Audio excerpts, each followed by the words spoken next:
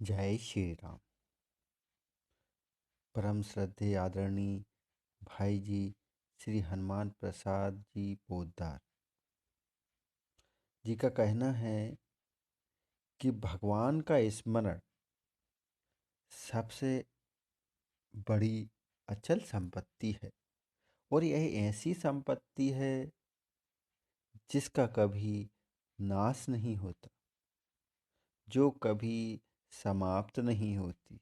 और इस संपत्ति के बल पर, इस संपत्ति के होने से जो सुख हमें प्राप्त करने वो प्राप्त होते। कहते हैं कि मान गया, धन गया, यश गया, प्रतिष्ठा गई, सब कुछ चला गया। मनुष्य रोने लगता है, छटपटाने लगता है, पर उस समय दयामय प्रभु मधुर मधुर मुस्कुराने लगते हैं, हंसने लगते हैं कि देखो यह मेरा प्यारा बच्चा विपत्ति से बच गया। जिसे हम संपत्ति मानते हैं, सचमुच में वह बहुत बड़ी विपत्ति है। जगत की विपत्ति विपत्ति नहीं, जगत की संपत्ति संपत्ति नहीं, भगवान का विस्मरण ही विपत्ति है और भगवान का स्मरण ही संपत्ति है। तुलसीदास जी कहते हैं, जिस काल में भगवान का साधन भजन उनका मधुर स्मरण नहीं होता, वह काल भले ही सौभाग्य का माना जाए।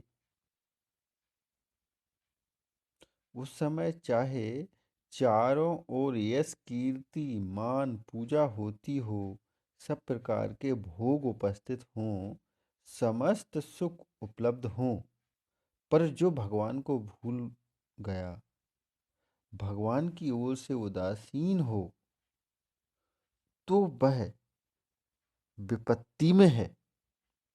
वह मनुष्य भगवान को भूल गया तो वह उसके लिए सबसे बड़ी विपत्ति है। असली विपत्ति यह है, इस विपत्ति को भगवान हरण करते हैं अपने स्मरण की संपत्ति देकर।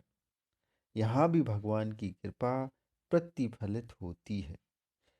जब हम धन पुत्र की प्राप्ति, व्यापार की उन्नति, कमाई, प्रशंसा, शरीर के आराम, अच्छे मकान, कीर्ति, अधिकार आदि को भगवान की कृपा मान लेते हैं, तब उसे बहुत छोटे से दायरे में ले आते हैं और गलत समझते हैं। अरे भगवान की कृपा यहाँ भी है, परंतु ये समस्त सामग्रियाँ भगवान की पूजा के उपकरण बनी हुई हों तो, और यदि ये सब भोग सामग्रियाँ, सारी की सारी चीज़ें भगवान के पूजन का उपकरण न बनकर अपने ही पूजन में मनुष्य को लगाती हैं, मतलब संसार की जो सामग्रियां हैं, जिनको अगर हम भगवान की कृपा से उपलब्ध मानते हैं, तो ये भगवान की कृपा के उपकरण नहीं है। ये हमें भगवान की पूजन से दूर करने के उपकरण हैं। ऐसा तुलसीदास जी का कहना है। तो वहाँ भगवान का तिरस्कार होता है, अपमान होता है। वस्तुतः भगवान इनको इसलिए देते हैं कि इनके द्वारा भगवान की पूजा करके मनुष्य कृतार्थ हो जाए।